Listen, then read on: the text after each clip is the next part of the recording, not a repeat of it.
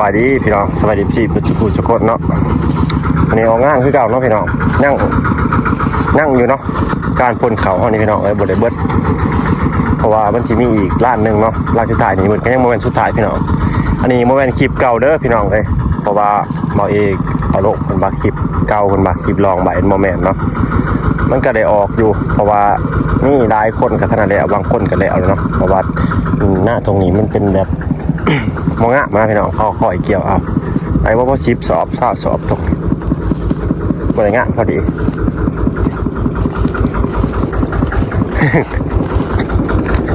โอ้ยังกันดิ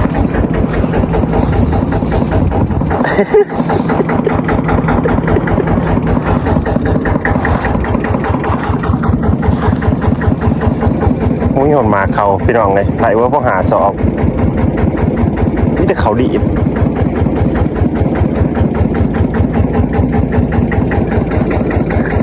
ปัดล่างรถเรียบร้อยเนาะอีโตนเนาะล่างรถยังเรียบร้อยเนาะเป่าคักบ่คัก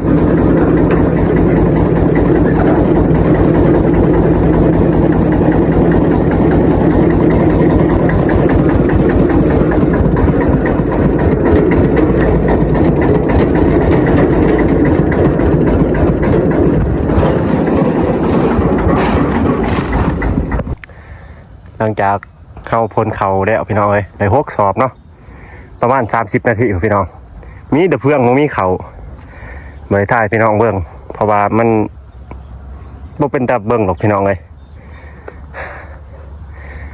ตัดภาพมาหน้าแซงเนาะหน้าแซงในบ้านหน้าปังพี่น้องเลยเอาเองก็เริ่มเฮ็ดแต่แหละเฮ็ดกระบ่าวเนาะเรียบร้อยเบิดไม่แต่ซุ่มนี่เนาะนี่1 2 3 1 3 4มันเป็นไห่2 ไห่อยู่ฮะแต่ขันเป็น3 ไห่เนาะมันไห่ใหญ่หลายไห่เนี่ยก็บริคันนี่ก็บริคันไปคันให้เถอะคุณเนาะเพราะว่ามันหนักมันต่างกันได้มันสูงอันนี้ได้เดิมลงเมื่อเฮ็ดหน้าแซกมาพี่น้องเลยในไปสิไทยหน้าไห่นี่เนาะทำแล้วเพจมันสิได้เอาอยู่ป่ะไห่มันก็ใหญ่เกินสิมีประมาณนี้เนาะพี่น้องหลังจากเอาเฮ็ดหน้าปีแล้วพ่นเลาะพ่นเขาพ่นน้ำแล้วเก็บเกี่ยวเขาน้ำหน้าปีเดียวกะเริ่มลงมือเนาะเฮ็ดหน้าแซงพี่น้องเลยตัดโยกเริ่มไทยให้ไทยหน้าบ้านปีนี้ก็บ้านคือเก่าเนาะปีกายนี่บ่อยเฮ็ดกับระบ่าวคือเก่าเนาะปีกายนี่ได้เท่าเนาะแต่เก่า18 สอบพี่น้องเลยยัง2 สอบกะได้100ปีนี้มาลุ้นกันว่าสิได้จักสอบเนาะเขาก็เริ่มเฮ็ดเบิดละแถวนะหน้าลุงไข่แล้วก็โปมเฮ็ดจะว่าครึ่งนึงละหน้าพูนเทียมบัตรกะเริ่มสิได้เอาละนี่ติดนี่เนาะหน้าบ่หน้านี่แล้วก็หน้าไอรอนถ้ากระตัดหญ้าได้เอาทีนี้ว่าคือสีเดียวก่อนไอรอนได้แหละป่ะพี่น้องเพื่อเป็นการเชียร์เวลาสิไทยหน้าก่อนเนาะให้มันเหลือเพศนี่เพราะว่าน้ำนี่ก็บ่มาเพราะว่าไผ่มันสอดอยู่ฮะเขาไปดึงกอไผ่อยู่ฮะไผ่มันแตกต่ำมันก็เศร้าน้ำก็เลยบ่มาไทยได้มากครึ่งนึงเลยพี่น้องเลยมาสีเดียวแล้วเนาะโอ้ดินแบบถ้าโบมน้ำขึ้นเดียวพี่น้องเลยเป้งเลยครับน้ำขึ้นเดียวตอนสามารถเขาไทยด้วยมันกัดจักจังไรเนาะจากแข้งของแข้งกับแข้งของเดวกับเดวเนาะมันเป็นหน้าดินทรายดินต้มนะดินต้มมาดินนี่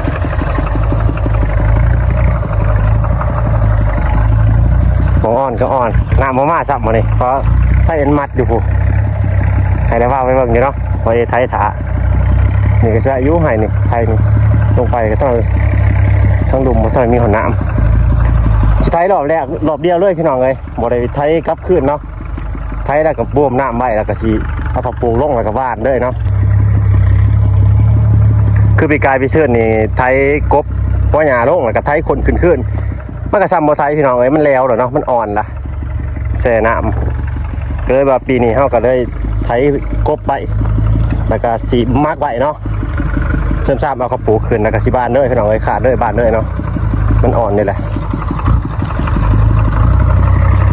หน้าข้างๆมันดูดออกตัวที่ได้500 สอบเนี่ยพี่น้องเลยนี่แหละพอเองก็บอลลอนมาพ่นฮะได้500 สอบฮะเป็นตะมวนน้ำเขาน้ำมันนี่ซึบเลยได้นี่เกียร์เลยรถระเบ้าเนาะเป็นรถเบาเองเนาะ หลังจากบอยไทยมาในประมาณ2 ชั่วโมงกว่าเนาะคอยไทยไปยานมันห้ามพี่น้องเลยก็แล้วละเดี๋ยวในกระซิเขาเมื่อกินเขาเนาะเพราะว่าน้ำอยู่ให้ดุ่มมันบ่มีนะน้ำมันบ่ได้แล้วเราไปยังไปแปลงไฟอยู่นี่ยังไงเดียวไม่ติมันห้ามนี่พี่น้องมันเป็นต่อใหม่แล้วก็ยูไซโนนี่แถวนี่มันเป็นต่อใหม่มันไทยบ่ได้มันอาจจะสมาไทยยิงมัน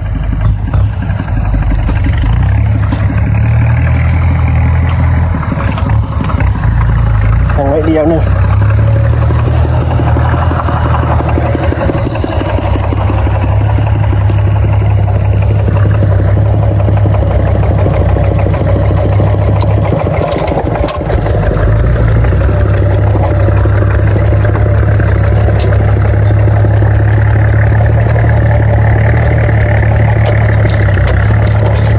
กินหมากเดียวเพราะว่าหมากข้างหน้าพวกเขา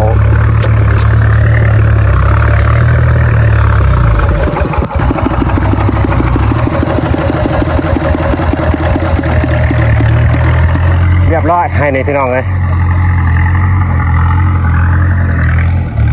ดูว่าถามันพี่ละหนามากเสด็จไทยเนาะซ้ำให้ยี่ดุ่มพี่น้องเลยนิดให้ใหญ่เพราะไผ่มันมัดอยู่เท่าไหร่ของมาเนาะแล้วก็บอยเอกับมาเฮ็ดในแต่ล้นเติมไปแล้วบริไทยพี่น้องเบิ่งเนาะเพราะว่าบอยเอไทยคลิปคนเข่าไปหลายอันพี่น้องห้ากระสีเบิร์ดมือนี้เองแหละมือยุทธไทยแหละพี่น้องเลยมีเท่านี้กับบริไทยจะสามารถต่อหน้าแซงให้พี่น้องเบิ่งเนาะไปจะเข้าเบื่อกับพี่น้องเลยหน้าแดดหน้าปีกับย่างหน้าแซงเดี๋ยวหน้าแซงกับย่างหน้าปีอันนี้แหละพี่น้องเกี่ยวไปบนมาอีกแถวนี้แหละจนชาบตายที่นี่เขาเมื่อกินเขาพี่น้องแรกแกะมาจอบไม่ว่าไม่มีน้ำดีกว่าวันนี้ตอนแรกกับบริมาเพราะว่าไผ่มันรับตอนเสาร์มันมาตอนแรกซีพี่3 โมงกว่าพี่มันไผ่มันยังมาอย่างไรเป่งน้ำอย่างไรป้มน้ำขึ้นมาพี่น้องเลยมันก็เลยบริไทยตอนแรกวันมันก็สาไปยามันเนาะไปเดี๋ยวไปขี่คอโตไปไทยหน้าก็พี่น้องพวกท่านรถพักผ่อนจำพี่น้องเลยกระทั่งแดดหน้าปีแล้วก็เลาะพนเขาแล้วก็ท่านอีหยังสัมมาต่อหน้าแซงบาดนี้ทีแรกแดดหน้าแซงทีแล้วเนาะจะได้พักผ่อนแล้วมันจะได้พักระบบเลยแหละขนาดสื่อเฮากันยังอยู่ในสมุนขั้วกันยังมาสาวหน้ากับเกี่ยวไปงูมากก็ให้หน้าตะกะอย่างเงี้ยพี่น้องเลยลูกสาวหน้าตรงเฮ็ดหน้าไปเรียบร้อยพี่น้องเลยบอยไทยแล้ววัดเนาะ3 หายดุมผู้โอ้ตุ๊ขวบมันแข็งพี่น้องเลยแต่ว่าตอนแรกมาสอนขัดพี่น้องมาไทยดิมๆขัดมันแล้วก็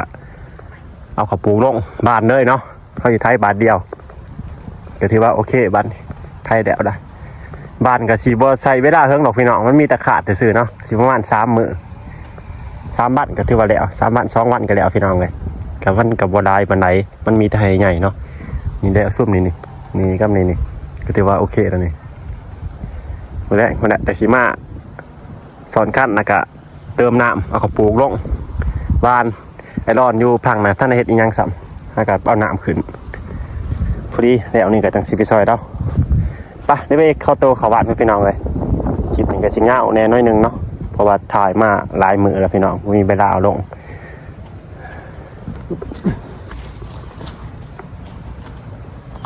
เกือบไปใช้ได้บัตรโอ้ยฟังปะจะไปเชิญทางขับเมื่อวานพี่น้องเลยไทยหน้าเรียบร้อยแล้ว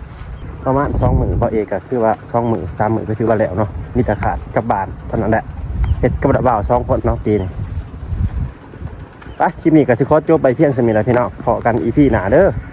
แต่ก็อย่าลืมเบิ่งโฆษณาให้บ่าวเอนะเนาะพี่น้องเอ้ยเงินมันบ่ฮอดร้อยหลายเดือนนะบางอย่างนี่ก็บ่ฮอดเดือนหลังนี่ก็บ่ฮอดเพราะอะไรแต่ใส่น้ำไอร้อนเนาะคนเขาบางอย่างนี่คนเขารอดตายอะไรเงินอยู่ล้านกว่าคิดเป็นเงินไทยก็ประมาณ 2,000 นี่แหละพี่น้องเลย ดีหลอดไปเนาะเดือนนี้ก็ทุกอย่าลืมฝากทุกคนเบิ่งโฆษณาเบาเอ็นเนาะโดยเป็นการสนับสนุนพอกันคลิปหน้าเด้อบ๊ายบาย